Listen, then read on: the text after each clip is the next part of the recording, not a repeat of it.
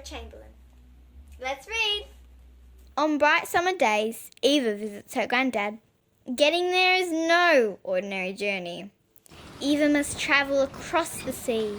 Waves crash and splash, rocking the small boat. Eva holds on tight. She can see Grandad in the distance. On the rocky island in the middle of the sea, surrounded by crashing waves, Eva's Grandad lives in a lighthouse. Sailors use lighthouse patterns to tell where they are on the coastline. Some lighthouses have red stripes, others have thick black ones, and some are just a plain bright white to make them stand out against the dark cliffs. Eva thought that Grandad's lighthouse was the most beautiful of all. She loved visiting him and spent every minute asking millions of questions all about lighthouses. It was a lot of work to look after a lighthouse, and Grandad had a long list of chores to keep Eva busy.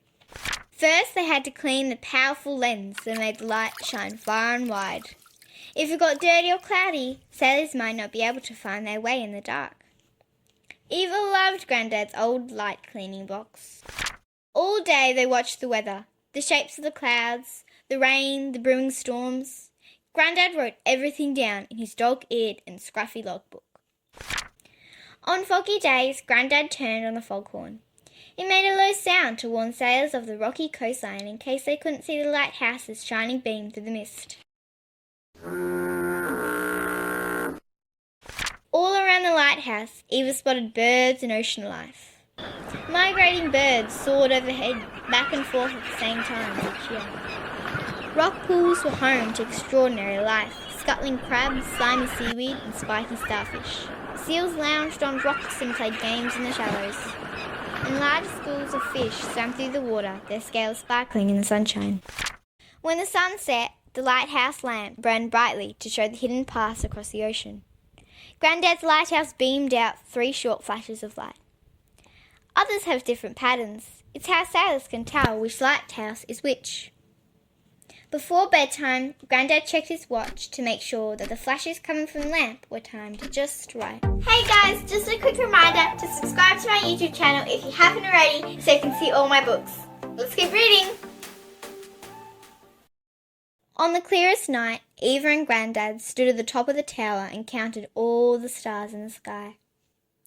Grandad picked out constellations and told Eva how ancient seafarers navigated through the seas, chasing dogs and bears through the night sky. One night a storm came. The bright beam of light from the lamp guided sailors to safety, and Grandad's lighthouse protected him and Eva against the gusts and gales. Down, down, down they went, past the watchroom of Grandad's bedroom to where it was safe and warm. While they waited for the storm to pass, Grandad read Eva stories from the sea, tales of daring rescues and brave lighthouse keepers. Eva's favourite was the true story of Grace Darling, a girl who was brought to live in a lighthouse when she was just a baby. One night when Grace was grown up, there was a terrible storm. From her window, she spotted a shipwreck on the rocks below. Running to the telescope, she searched among the jagged rocks and splintered wood, and as the light of morning began to shine, Grace spotted survivors. Grace and her father ran into their rowing boat and pushed it out to sea. They battled the storm, conquered waves, and bravely fought through winds. While Grace kept the boat as still as possible, her father pulled the survivors on board and brought them back to the safety of their lighthouse. Grace was a hero. When Eva went back home, she worried that Grandad would be lonely all by himself. But she'd seen how he could send messages to other lighthouses by flashing the light in the tower. Sometimes voices from nearby ships crackled on the radio in his watchroom, and Eva always remembered to write him letters. Eva proudly told everyone she met all about her trips to see Grandad and his wonderful lighthouse. Grandad's lighthouse has to be as tall as possible so the light can shine for miles and miles. The tower is shaped like a giant upright rolling pin to take on mighty storms of gigantic waves. Eva told stories of sitting with Grandad and seeing the incredible view from the top of the tower. Eva couldn't wait to visit Grandad in his lighthouse again. Well, thank you so much for joining me and Walter to read A Lighthouse Story. We hope you enjoyed it, and if you'd like to read this book yourself, you can click on the link in the description and buy it. See ya!